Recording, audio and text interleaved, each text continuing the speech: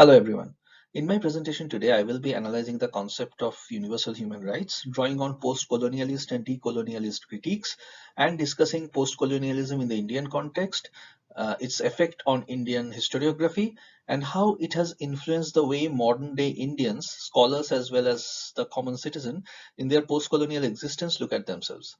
I would like to start by acknowledging and paying my respects to the Kaurna people, the traditional custodians whose ancestral lands I am standing on right now. Here in this slide, we see the map of the world in 1945 at the end of the Second World War. We can see how the world was divided among themselves by the different European powers. But first, let us start by asking the question, what is postcolonialism?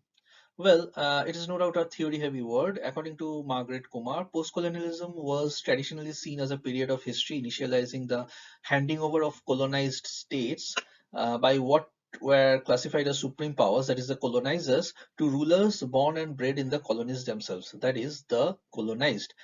Postcolonialism is challenging the knowledge systems set up by colonialism and Western domination over a large part of the world. Another important question is, should it be post-colonialism or post-colonialism?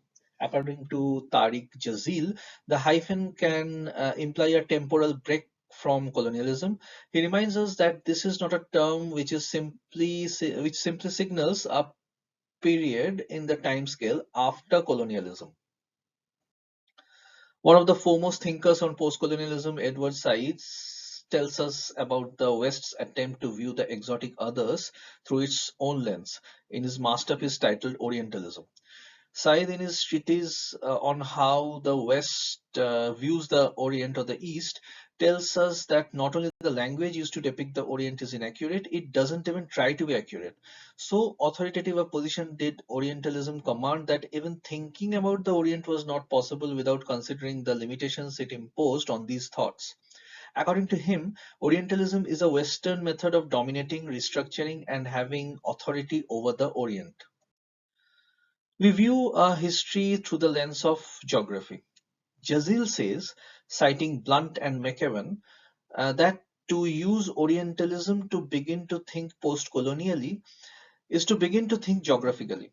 According to him, post-colonialism is an inherently geographical mode of thought. He also adds that we should remember one thing: the discipline of geography itself has been centrally implicated in colonialism, and it is no coincidence that the growth of this discipline, that is geography as a science, to be taken seriously, emerged through the age of exploration and developed during the colonial period. In the post-colonial world, we see that the world is now divided into different segments, into different hemispheres. We have the Occident on the west and the Orient on the east, and then we have the global north-south divide. On the northern side of the divide, we have the higher income countries, sometimes termed very controversially as the first and second worlds. And on the global south, we have the lower income third world countries.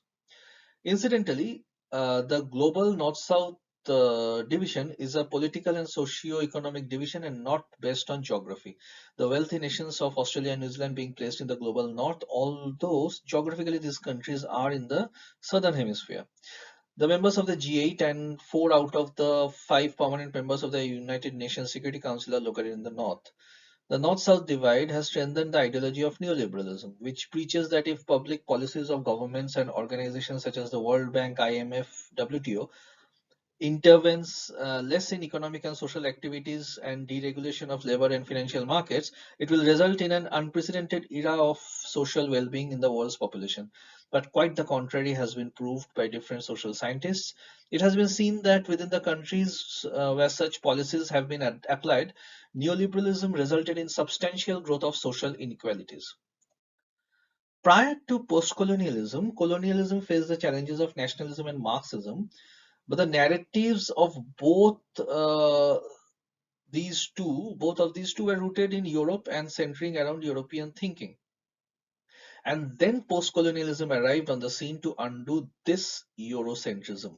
According to Gyan Prakash, one of the distinct effects of the recent emergence of post-colonial criticism has been to force a radical rethinking and reformulation of knowledge and social identities, authored and authorized by colonialism and Western domination. For this reason, it has also created a ferment in the field of knowledge.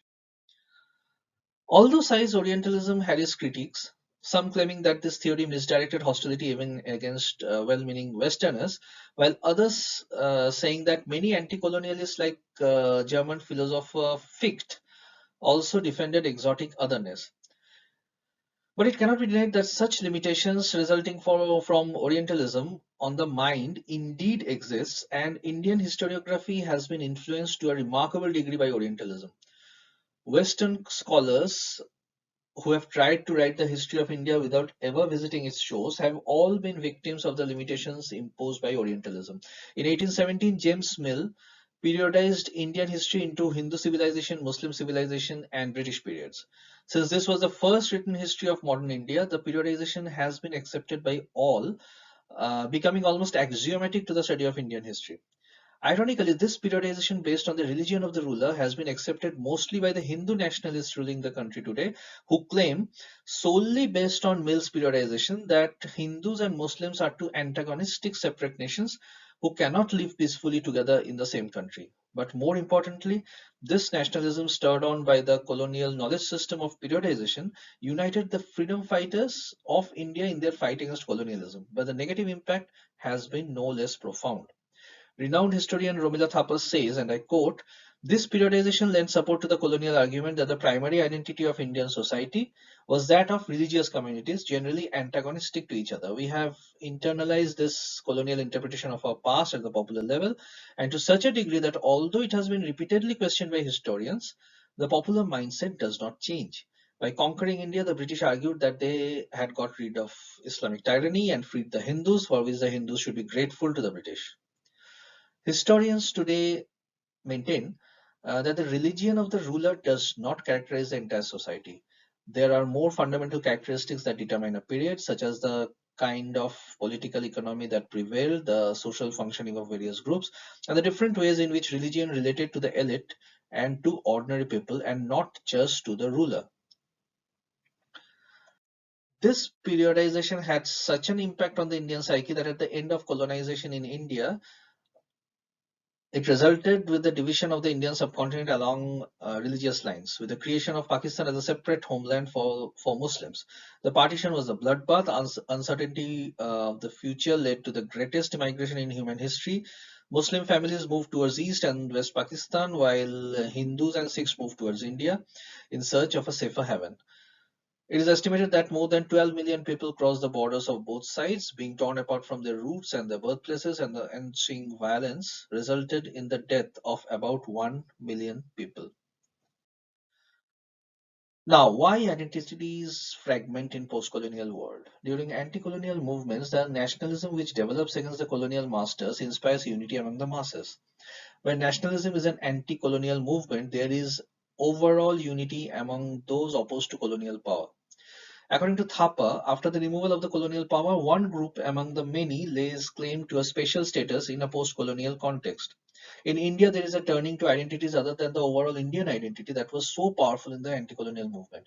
We are now obsessed with religious, caste, and language identities, the same as the ones defined for India by the colonial power. In the case of India, the dominant group laying claim to a special status in the post colonial context are the Hindu majority. This rewriting of history during colonial period has its consequences, which becomes evident even in the post-colonial period. The periodization aimed at helping the colonial power achieve its strategy of divide and rule has been appropriated by the current fascist government to target the Muslim minority as a civilization in perpetual conflict with majority Hindus. This shocking image of a Muslim man being attacked by a Hindu mob during last year's Delhi riots captures the brutality with which the majoritarian Hindu nationalist government of Narendra Modi is dealing with the minority Muslim population. One of the best examples of post-colonial criticism has been the collective of historians from India, Britain, and Australia challenging the existing historiography on South Asia, dismissing those as elitist and putting in its place a subaltern perspective. Theorized by Ranajit Guha, a completely new discipline has thus emerged: subaltern studies. In its preface, it says the aim is to promote a systematic and informed discussion of subaltern themes in the field of South Asian studies, and thus help to rectify the elitist bias. The word subaltern in the title stands for the meaning as given in the concise Oxford Dictionary, that is, of inferior rank. It says that there will be much in these pages which should relate to the history, politics, economics, and sociology of subalternity, as well as to the attitudes, ideologies, and belief systems. In short, the culture informing that condition. Subordination cannot be understood except as one of the constructive terms in a binary relationship of which the other is dominance. For subaltern groups are always subject to the activity of ruling groups, even when they rebel and rise up. A shared faith in human values doesn't make the world a homogeneous unit. Different regions of the world have their own cultural values, and a single all encompassing rule cannot be imposed on a multicultural world, that is, on the different geographies, as we might say. I can give an example here. In this image, we see a couple of Indian women wearing the burqa. Much across the Western world, the burqa is seen as an instrument of oppression, where the helpless woman is forced by a patriarchal society to cover her entire body under a black piece of cloth, which might be true to some extent, but not to the extent that colonial thinking would like us to believe. Because there might also be personal stories of women wearing the burqa or hijab exercising their personal choices. Abu Lugod explains how the burqa could be a liberating invention, enabling Muslim women to move out of their homes and at the same time observing basic moral requirements. To prove herself a feminist, a Muslim woman should not be required to give up a piece of clothing she identifies with. When I was working on a project in South India, in the Muslim majority city of Hyderabad, one of my ex-colleagues used to wear fashionable burqas sent by her brother staying in the Middle East on certain days of the week. That was her definition of freedom. In conclusion, I can say that the need of the hour is moving closer to the multiple realities in this diverse world, showing mutual respect for each other's cultural value systems, and by letting the muted voices speak out, the voices of women, the subaltern, the religious and ethnic minorities. Thank you.